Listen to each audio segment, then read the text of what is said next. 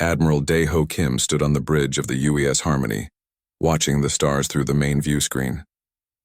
The ship had been traveling through deep space for 6 months, mapping new star systems and looking for signs of alien life. After decades of searching, humanity had finally built ships fast enough to reach distant stars. The bridge was quiet except for the soft hum of the ship's engines. Most of the crew was asleep during the night shift.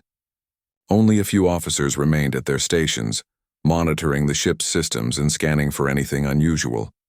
Suddenly, the communications officer looked up from her console. "Admiral, we're getting a signal. It's not from Earth." Dae-Ho felt his heart skip. "Put it on screen." The view screen changed to show a reptilian face with yellow eyes and sharp teeth. The creature wore what looked like military clothing with strange symbols. When it spoke, the ship's computer translated its words into Korean. "I am Ambassador Velthara of the Hegemony Coalition. We speak to the species known as humans. Your kind has been observed and judged. You have 30 of your standard days to surrender your planet and all technology to hegemony control. You will accept classification as a servant species and follow all hegemony laws. This is not a request. This is a command." The alien continued talking, but Dae-Ho barely heard the words. His mind was racing. First contact with aliens should have been a moment of wonder and celebration. Instead, it was a threat. "Your species shows dangerous signs of rapid advancement," the alien said.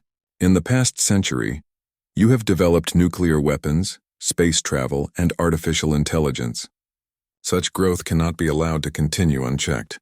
The hegemony maintains peace in this galaxy by controlling dangerous species before they become a threat."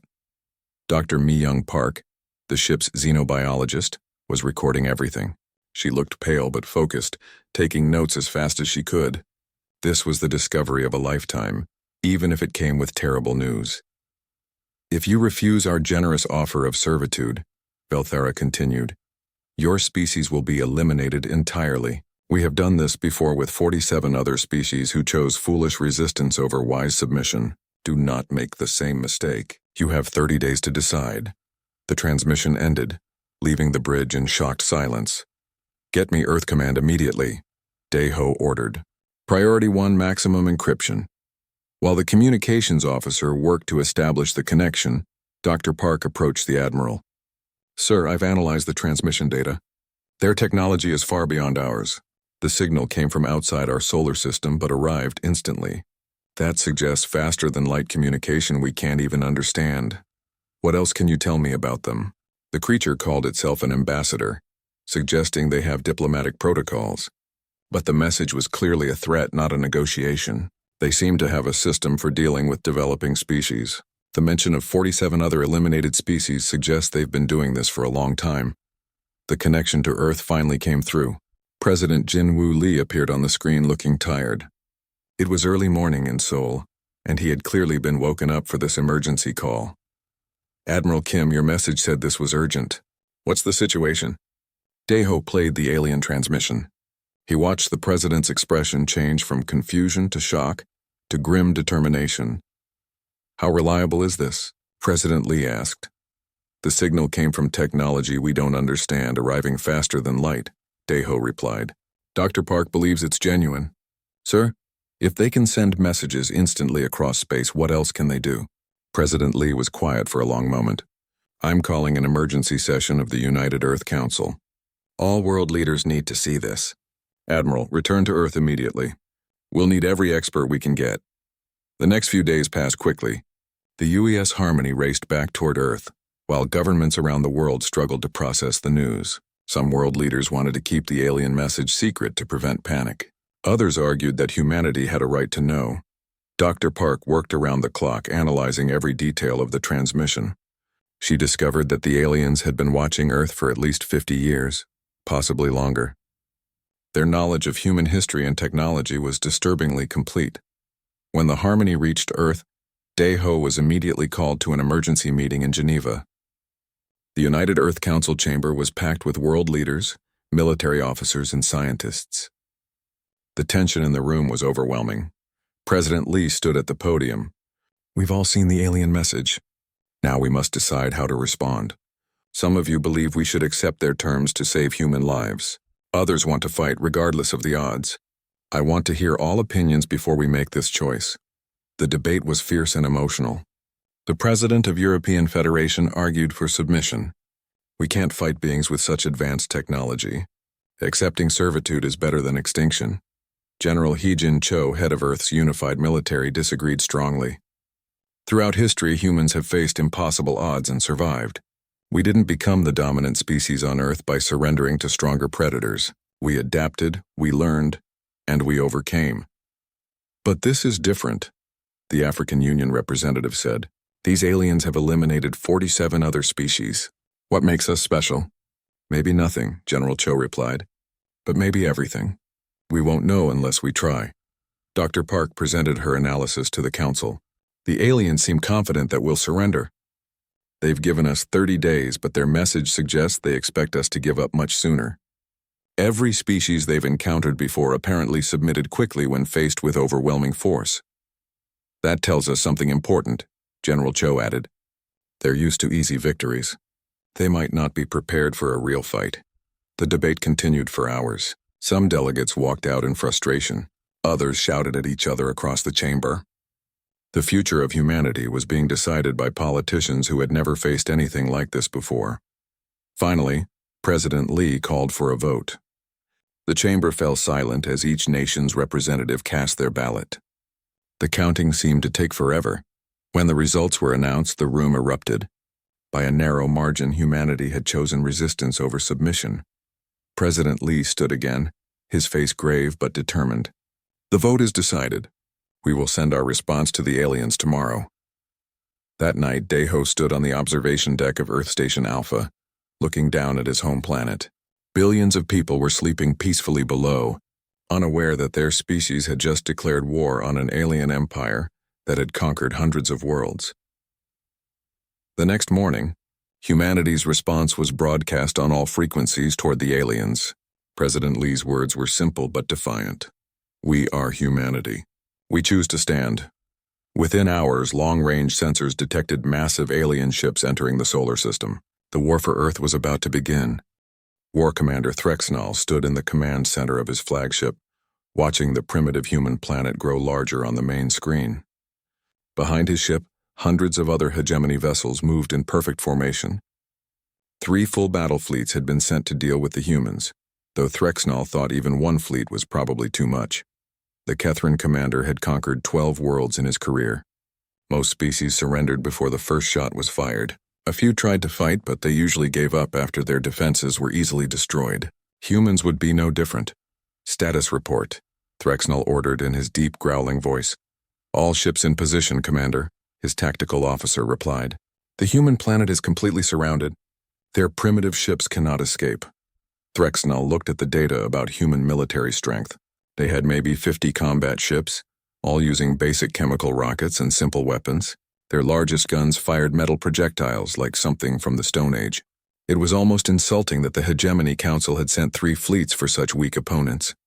Meanwhile, on Earth, alarms were ringing in military bases around the world. General He-Jin Cho stood in the Global Defense Command Center, watching displays that showed hundreds of alien ships taking positions around Earth. Each alien vessel was larger than anything humanity had ever built. What are our options? She asked her staff. Colonel Dong-Hyun Park, her chief of staff, looked grim. Not many. Our orbital defense platforms have good shields and heavy guns, but there are only 12 of them.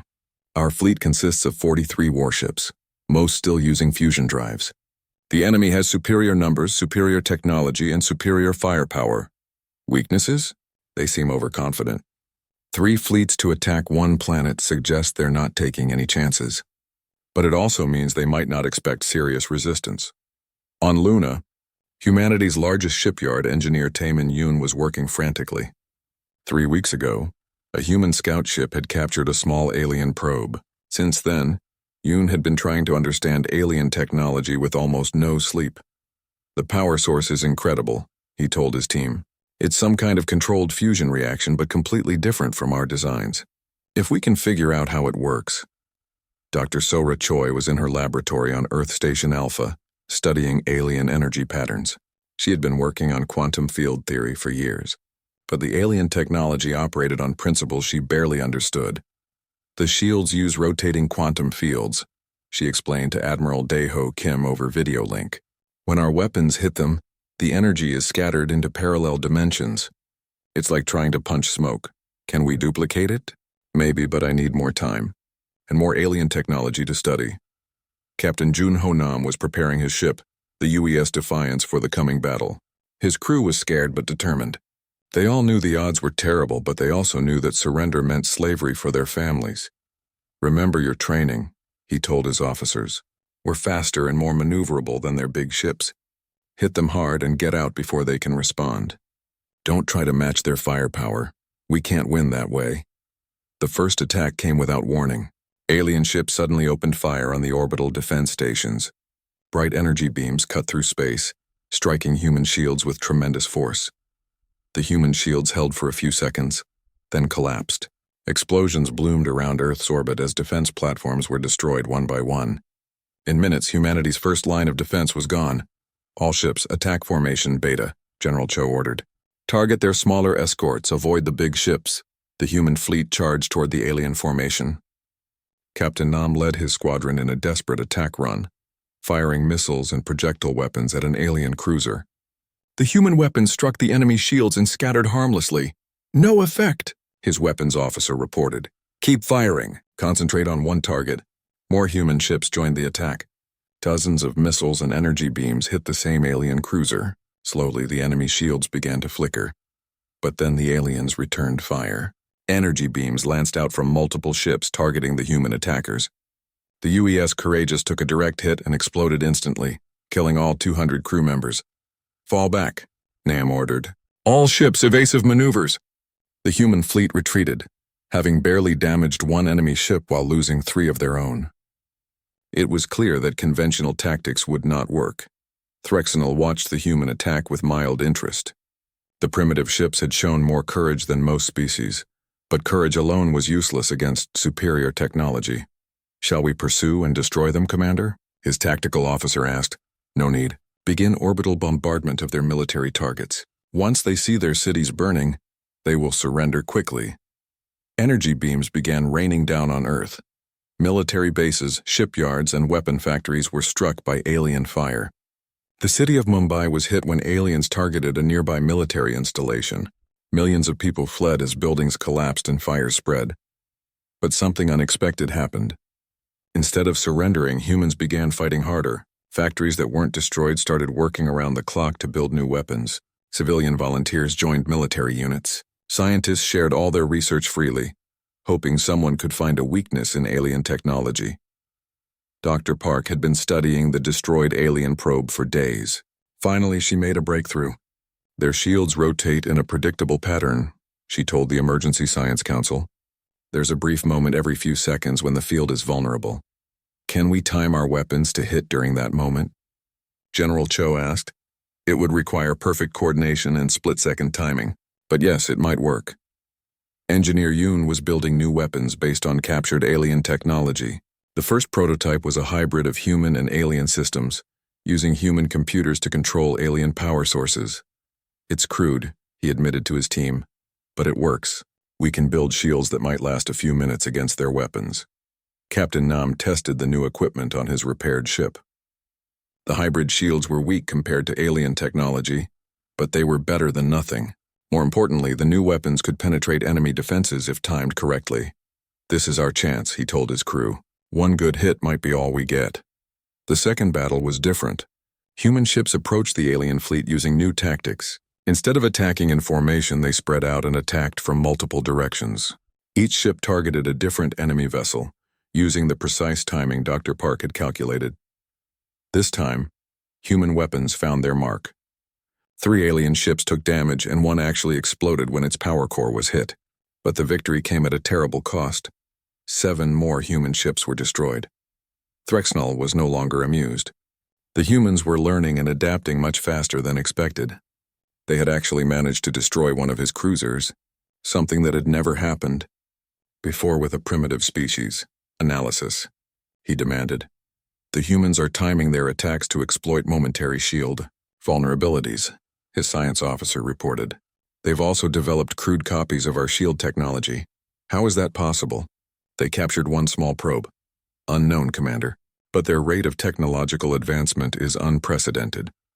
Threxnell made a decision that would change everything. Instead of continuing the bombardment, he decided to capture human ships intact. He wanted to understand how they were learning so quickly. The order went out to the hegemony fleet: take prisoners and salvage human technology for study. What Threxnell didn't realize was that this decision would give humanity exactly what they needed: more alien technology to study and copy. The war was just beginning, and both sides were about to learn that humans were unlike any species the hegemony had ever encountered. Dr. Sora Choi had not slept in 3 days. Empty coffee cups surrounded her workstation as she studied data from the latest alien attacks. Her quantum field research was finally beginning to make sense, but she was running out of time. "The field patterns are more complex than I thought," she muttered to her assistant, "but I think I understand the basic principle now." Around Earth's orbit, alien ships continued their bombardment. Cities were burning and millions of people were fleeing to underground shelters. But humanity was not breaking. Instead, they were getting angrier and more determined. In the lunar shipyards, engineer Taimin Yoon was working on a desperate project. His team had successfully reverse-engineered basic alien shield technology, but they needed more advanced equipment to make it work properly. "We need a complete alien ship," he told Admiral Dae-ho Kim over secure communication. "Just fragments and probes aren't enough. I need to see how all their systems work together." "That's what I was afraid you'd say," the Admiral replied. "General Cho is planning something, but it's extremely dangerous." Captain Yoon-ji Han was studying the mission briefings with her senior officers. Their target was a hegemony cruiser that had been damaged in the last battle and was operating alone while making repairs. "The plan is simple," she explained to her crew aboard the UES Resolution. "We disable their engines and weapons, then board the ship before they can call for help. Marine Commander Park will lead the boarding party." Marine Commander Dong Hyun Park checked his equipment one more time. His assault team consisted of 50 of humanity's best soldiers, all volunteers who understood they probably wouldn't survive the mission. "Remember, we're not trying to destroy the ship," he told his Marines. "We need it intact. Fight your way to the command center, secure any alien prisoners, and hold position until the tech teams arrive." The assault began at dawn, Earth time. Captain Han's ship approached the alien cruiser from its blind spot, using debris from previous battles as cover. The Resolution was equipped with the latest hybrid shields and weapons, giving it a fighting chance against alien technology. "Target their engine section," Han ordered. "Coordinated strike all weapons." Human missiles and energy beams hit the alien ship's rear section with perfect timing, slipping through the shields during a vulnerable moment. The cruiser's engines exploded, leaving it drifting helplessly. Launch boarding pods. 6 small pods shot out from the Resolution, each carrying Marines in heavy combat suits. The aliens tried to shoot down the pods with defensive weapons, but most made it through. The boarding action was brutal and chaotic. Alien crew members were taller and stronger than humans, with natural armor and sharp claws. But they had never faced opponents who fought with such desperate fury. Commander Park led his team through the ship's corridors, fighting past alien soldiers and automated defenses. His Marines used explosive charges to blow through blast doors and grenades to clear defended positions. Human combat doctrine is completely different from other species. One dying alien officer told his captain, "They don't retreat when wounded. They fight harder." The aliens were used to conquering species that surrendered quickly when faced with casualties, but humans kept fighting even when badly hurt, using tactics that seemed suicidal to alien minds. After 2 hours of fighting, the human Marines reached the command center. They captured the ship's captain and several other officers, along with complete computer records of hegemony technology. "Package secured," Commander Park reported to Captain Han. "But we took heavy losses. Half my Marines are down." The captured alien technology was immediately sent to research teams on Earth and Luna. For the first time, humans had access to a complete alien computer system with technical manuals and weapon specifications. Dr. Park was amazed by what she learned from interrogating the alien prisoners. "They're not a unified species," she told the Emergency War Council. "The hegemony is made up of dozens of different alien races, but they're all controlled by a few ancient species at the top." "What else?" General Cho asked. "Most of the aliens we're fighting are slaves themselves. They're forced to serve in hegemony military forces. Only the highest ranks are from the ruling species. This information changed everything. Humanity wasn't just fighting an alien invasion. They were fighting an empire built on slavery and oppression. Meanwhile, Dr. Choi had made a breakthrough. Using complete alien technical data, she had finally cracked the secret of their shield. Technology. It's based on quantum field manipulation, she explained, to Engineer Yoon. But our computers are actually better at the mathematical calculations needed to control it. We can build shields that are more efficient than theirs. How long do you need? Give me 1 week and I can have prototypes ready for testing. The first human ships equipped with advanced shields were ready just as the aliens launched their next major attack. War Commander Threxnell had grown frustrated with human resistance and decided to end the war quickly, with overwhelming force. All ships attack formation, he ordered. Destroy their remaining fleet, then proceed with planetary bombardment. Captain Nam commanded the new UES Ascension, the first ship built with fully integrated alien technology. His shields were stronger than anything humans had ever built, and his weapons could punch through alien defenses with ease. All ships, follow my lead, he broadcast to the human fleet. Time to show these aliens what we've learned. The battle that followed was unlike anything seen before in the war. Human ships that had been helplessly outgunned just weeks earlier now fought on equal terms with their alien enemies. The Ascension dove into the alien formation, its shields deflecting energy beams that would have destroyed any previous human ship. Captain Nam's weapons fired in perfect synchronization with enemy shield rotations, each shot finding its target.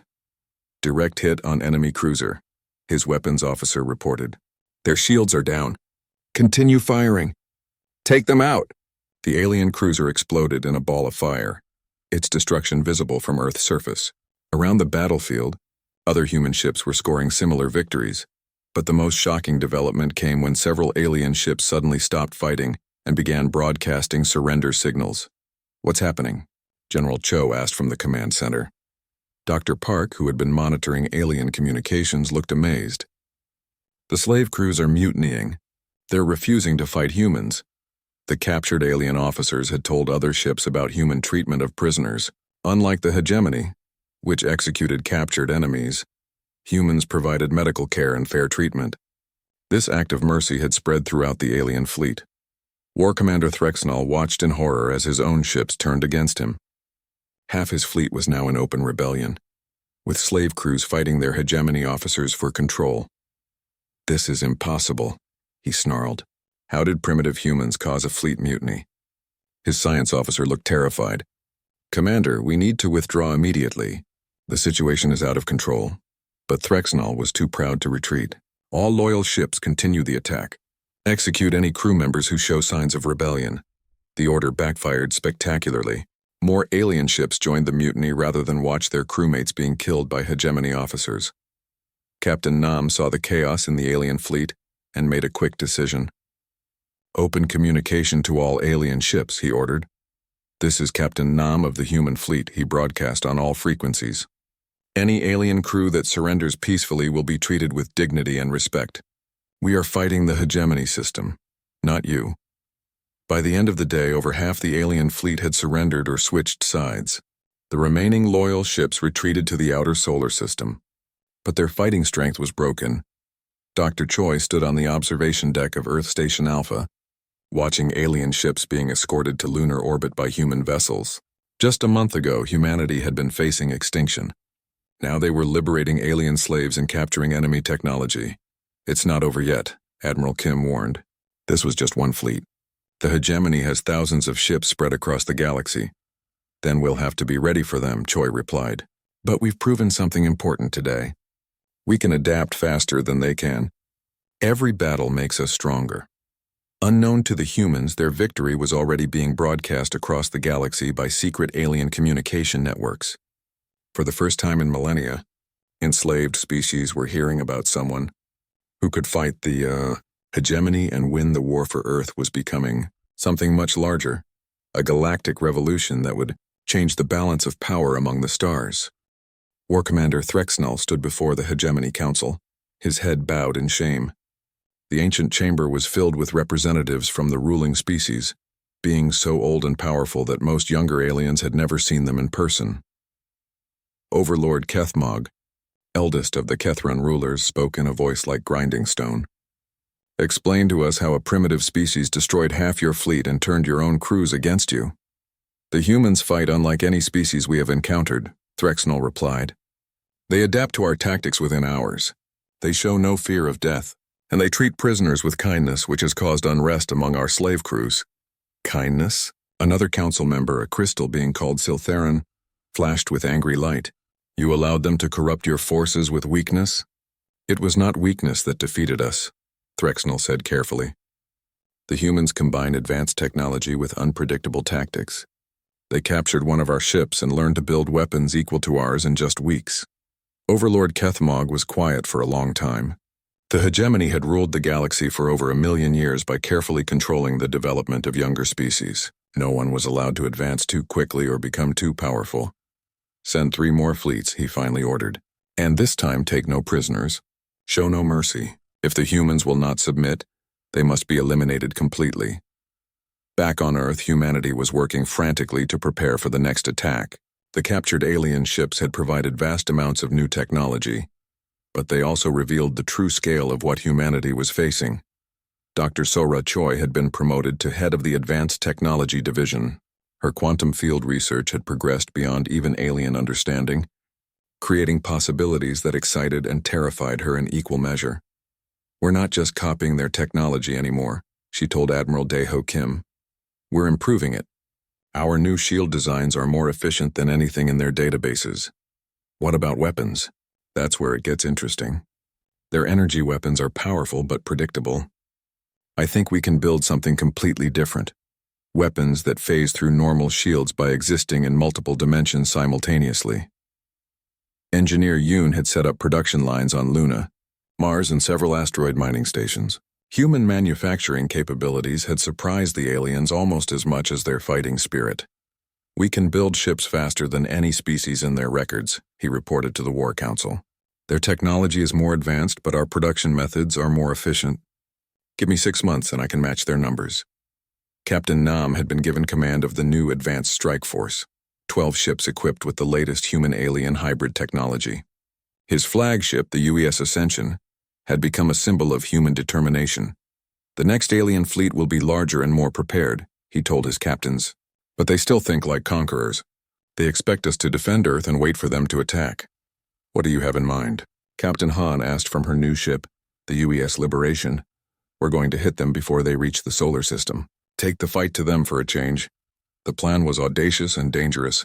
Using information from captured alien computers, human forces would strike at the incoming hegemony fleet while it was still forming up near Jupiter's orbit. Dr. Park had made another crucial discovery while interrogating alien prisoners.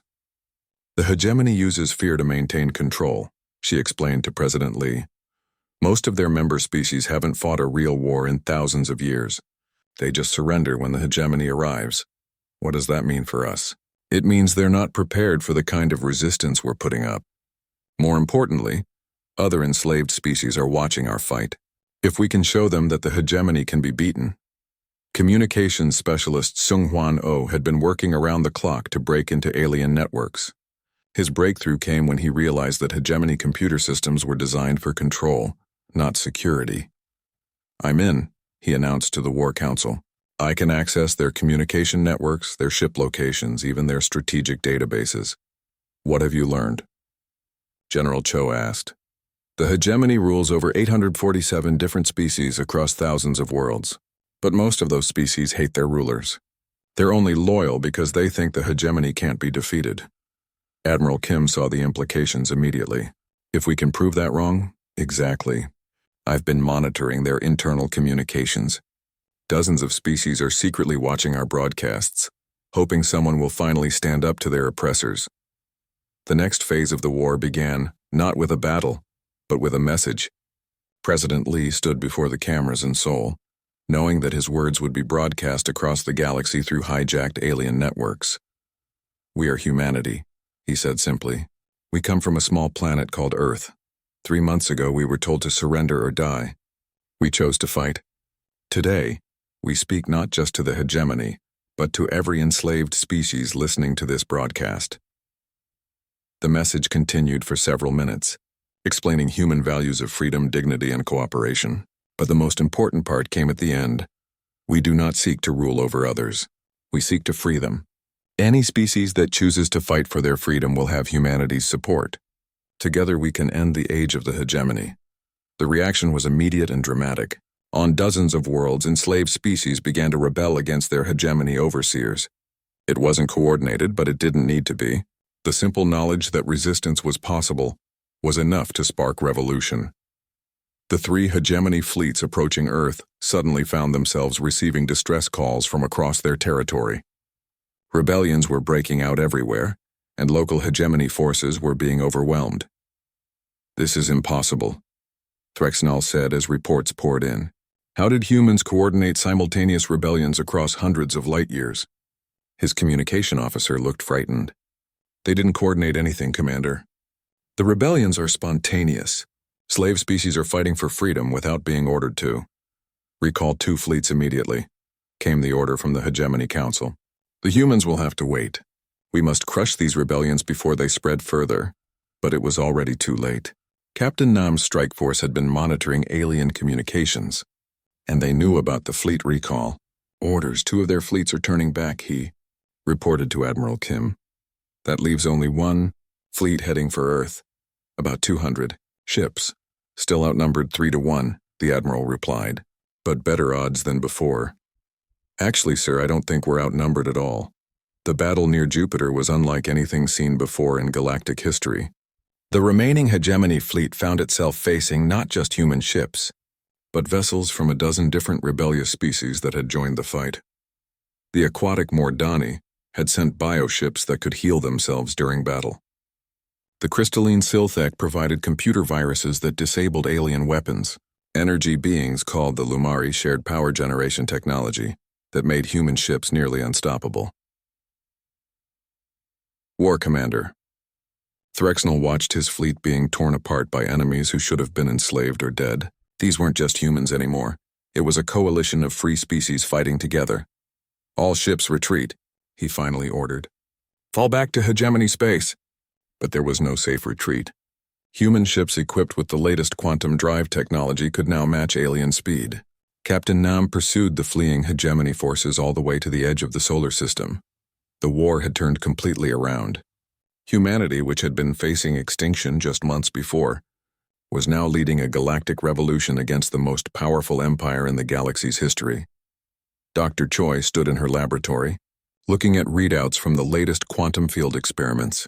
Human technology had advanced beyond anything the hegemony possessed, and they were just getting started. "We've done something unprecedented," she told Engineer Yoon. "We've united dozens of different species in common cause. That's never happened before in galactic history." "The hegemony won't give up easily," Yoon replied. "They still have thousands of ships and weapons we haven't seen yet. Then we'll have to be ready for them. But we're not the same species that received that first ultimatum. We've grown beyond what even we thought possible." Across the galaxy, the news of humanity's victory was spreading faster than hegemony forces could suppress it. On world after world, enslaved species were rising up against their oppressors. The age of the hegemony was ending, and the age of galactic freedom was about to begin. The message had traveled faster than light across the galaxy, spreading through hidden communication networks that the hegemony didn't even know existed. On thousands of worlds, enslaved species heard the same words: "We are humanity. We choose to stand. Join us." Narration Kim, Admiral Daeho Kim's younger sister, stood before representatives from 47 different species in the newly constructed Freedom Station, orbiting Earth's moon. As humanity's first galactic diplomat, she faced the enormous challenge of uniting beings who had never worked together as equals. "We are not here to replace the hegemony with human rule," she told the assembled delegates. "We are here to build something that has never existed, a truly free alliance of independent species." The aquatic Mordani delegate, speaking through a translation device, expressed concerns shared by many. How can species with different biologies, different cultures, and different needs work together without someone in charge? "The same way different human nations learn to cooperate," Nare replied. "Through mutual respect, shared goals, and the understanding that we are stronger together than apart." The crystalline Silthek representative flashed with skeptical light patterns. The hegemony has existed for over 1,000,000 years, because strong species naturally dominate weak ones. This is the law of the galaxy. Then we will write new laws, said Commander Velnara, a former hegemony officer whose species had joined the rebellion. The humans have shown us that strength comes from cooperation, not domination. While diplomats worked to build the Free Species Alliance, human scientists and engineers were pushing the boundaries of what was possible. Dr. Sora Choi's latest breakthrough had stunned even her own research team. We're not just manipulating quantum fields anymore, she explained to Engineer Yoon. We're creating stable pocket dimensions that exist parallel to normal space. We can store energy, hide ships, even create weapons that attack from impossible angles. How is this possible? Yoon asked. The alien databases show nothing like this. That's because we're thinking differently than they do. The hegemony views technology as a tool for control. We see it as a tool for liberation. That changes everything. The new human ships were unlike anything ever seen in the galaxy. The UES Transcendence, still under construction in the lunar shipyards, was designed not just as a warship but as a mobile base for the Free Species Alliance. Captain Jun Ho Nam studied the ship's specifications with amazement. It's not just big, it's smart. The entire hull is made of programmable matter that can reshape itself for different missions. It also incorporates technology from every species in our alliance, Engineer Yoon added proudly. Mordani biocomputing, Siltec quantum processors, Lumari energy cores, and human innovation to tie it all together. But even as the alliance grew stronger, the hegemony was preparing its ultimate response. In the ancient capital world at the galaxy's core, Overlord Kethmog was assembling the largest military force in galactic history. Bring the deep fleet out of hibernation, he ordered his generals. Activate the planet killer weapons. If we cannot rule the galaxy, we will cleanse it of rebellion. The deep fleet consisted of ships the size of moons, constructed over millions of years, and kept in reserve for the greatest emergencies. They possessed weapons that could crack planets and shields that could withstand stellar explosions. War Commander Threxnall, despite his previous failures, was given command of the fleet's vanguard. You will proceed directly to the human homeworld, Kethmog told him. Destroy everything. Leave no trace that rebellion ever existed. On Earth, long-range sensors detected the massive energy signatures moving through space toward the solar system. The fleet was so large that it bent space-time around itself, creating gravitational waves that could be measured from light-years away. How long do we have? President Lee asked Admiral Kim during an emergency meeting. 6 weeks, maybe less. They're traveling faster than anything we've seen before. General Cho looked at the tactical displays showing the approaching enemy force. We can't fight that with conventional tactics. Even with our new technology, they outnumber us 1,000 to 1. Then we don't fight conventionally, Captain Nam said. We've been thinking too small. This isn't just about defending Earth anymore. It's about liberating the entire galaxy. Dr. Park had been analyzing intelligence reports from across hegemony space. The rebellions are spreading faster than they can suppress them. Over 300 species are now in open revolt, but they're not coordinated, and many are being crushed individually. What if we could coordinate them? Narration Kim asked. What if we could turn this from scattered rebellions into a unified galactic war? Communications specialist Sung Hwan Oh had been working on that exact problem. I've established secure networks with resistance movements on 500 worlds. We can coordinate simultaneous strikes across the entire galaxy. The plan that emerged was breathtaking in its scope. Rather than waiting for the hegemony to attack Earth, the Free Species Alliance would launch coordinated strikes against hegemony strongholds throughout the galaxy.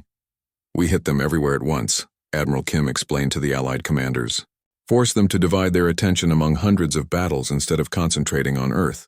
Captain Yoon Ji Han volunteered to lead the most dangerous mission, a strike at the hegemony capital world itself. If we can disable their central command, the rest of their forces will be paralyzed. That's suicide, General Cho warned. The capital is protected by weapons that can destroy entire solar systems. Maybe, Han replied. But if we don't try, they'll destroy every free world in the galaxy anyway. The countdown to the galactic offensive began. Ships from dozens of species gathered at secret staging areas throughout the galaxy.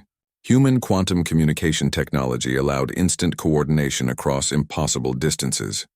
Dr. Choi put the finishing touches on humanity's ultimate weapon, not a device for destruction, but one for creation.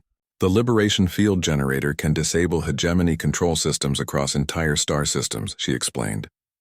It breaks the neural implants they use to control slave populations. Range? Admiral Kim asked. Theoretically unlimited as long as we have quantum beacons in position. We could free every enslaved world simultaneously. The day of the Galactic Offensive arrived with little fanfare. Across thousands of worlds, beings who had been slaves for generations prepared to fight for their freedom. On Earth, President Lee broadcast one final message to the galaxy. Today we stand together as free beings, not as servants or masters, but as equals. Today we choose our own destiny. The attack began simultaneously across the entire galaxy. Human ships struck hegemony fleet bases while Allied forces liberated slave worlds. The Liberation Field Generators activated, breaking control implants and freeing billions of enslaved beings. War Commander Threxnall watched in horror as his communications with the hegemony capital were cut off. Rebellions were exploding across every sector, and his own fleet was receiving contradictory orders from a dozen different sources. Status report, he demanded. Communications down across 70% of hegemony space, his tactical officer reported. We're detecting major battles in every sector. The entire galaxy is in revolt. But the most shocking news came from his science officer. Commander, we're receiving surrender requests from our own ships. Crews are mutinying faster than we can replace them. The Galactic Revolution had begun, and nothing would ever be the same. Captain Nam stood on the bridge of the completed UES Transcendence, watching as ships from 100 different species formed up around his vessel.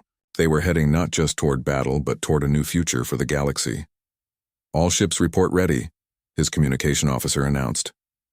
Then let's go write history, Nam replied. Set course for the hegemony capital. It's time to end this war. The final battle for galactic freedom was about to begin.